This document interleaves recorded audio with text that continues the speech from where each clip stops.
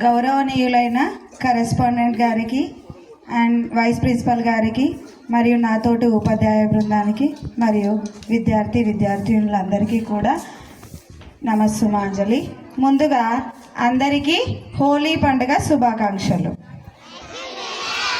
మరి హోలీ ప్రతి ఏటా కూడా పాల్గొన మాసం పౌర్ణమి రోజున జరుపుకుంటాం కదా.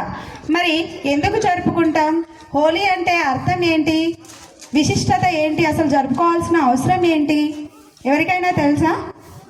సరే, హోలీ అంటే అర్థం అగ్ని లేదంటే అగ్నితో పునీతమైనది, స్వచ్ఛమైనది అని చెప్పేసి అర్థం. మరి హోలీ పండుగని ఎందుకు జరుపుకుంటాం? హిందువులు జరుపుకునేటటువంటి ప్రత్యేకమైన పండుగలలో హోలీ పండుగ ప్రత్యేకమైనది. ప్రేమ, ఆప్యాయత, అనురాగాలు, కుల మత అతీతాలుగా మనం ఈ పండుగని జరుపుకుంటూ ఉంటాము. మరి ప్రతి ఏటా కూడా పౌర్ణమి రోజునే ఎందుకు జరుపుకుంటాము అంటే, పౌర్ణమి ముందు రోజున హోలికా వధ అనేది జరుగుతుంది. సో హోలికా వధ అనే కారణంగా, హోలిక అనే రాక్షసి చనిపోవడం కారణంగా మనము పౌర్ణమి రోజున రంగులతో పండుగ జరుపుకుంటూ ఉంటాం. మరి హోలిక ఎవరు? మరి ఆవిడ చనిపోయిన సందర్భంగా మనం ఎందుకు పండుగ జరుపుకోవాలి అంటే, దీని వెనకాల హిరణ్యకశపుడు, భక్త ప్రహ్లాదుడు, హోలిక ఈ ముగ్గురికి సంబంధించిన కథ ఒకటి ఉందన్నమాట. పూర్వం హిరణ్యకశపుడు అనే ఒక రాక్షసుడు ఉండేవాడు.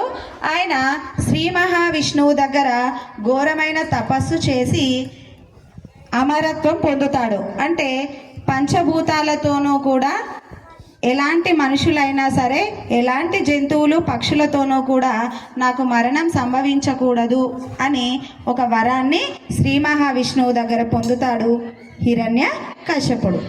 మరి ఈ హిరణ్యకశపుడికి అమరత్వం పొందిన తర్వాత బాగా అహంకారం నిండిపోతుంది.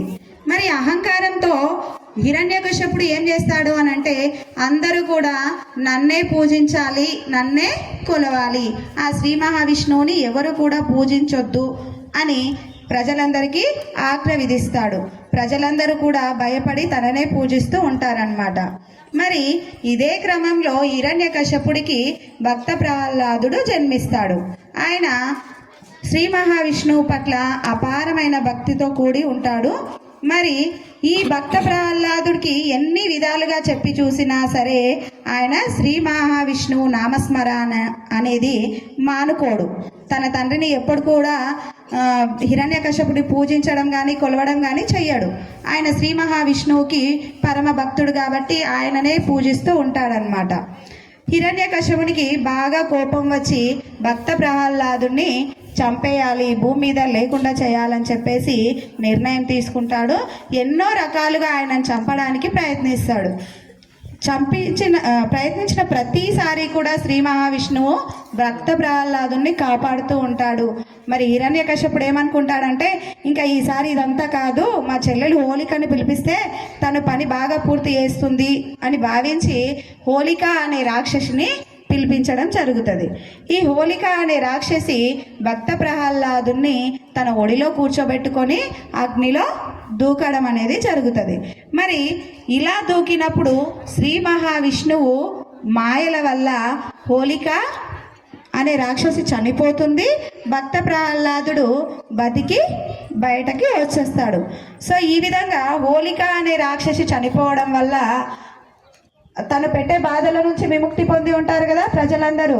ఆ సంతోషంతో నెక్స్ట్ డే అంటే పౌర్ణమి రోజున రంగులతో హోలీ సెలబ్రేట్ చేసుకుంటారు. ఓకేనా? సో ఇది మన హోలీ విశిష్టత. మరి మీ జీవితాల్లో కూడా అందమైన హరివిల్లులాగానే సుఖ సంతోషాలు నిండి ఉండాలని కోరుకుంటూ మరొకసారి అందరికీ హోలీ శుభాకాంక్షలు తెలియజేసుకుంటున్నాను. ధన్యవాదాలు.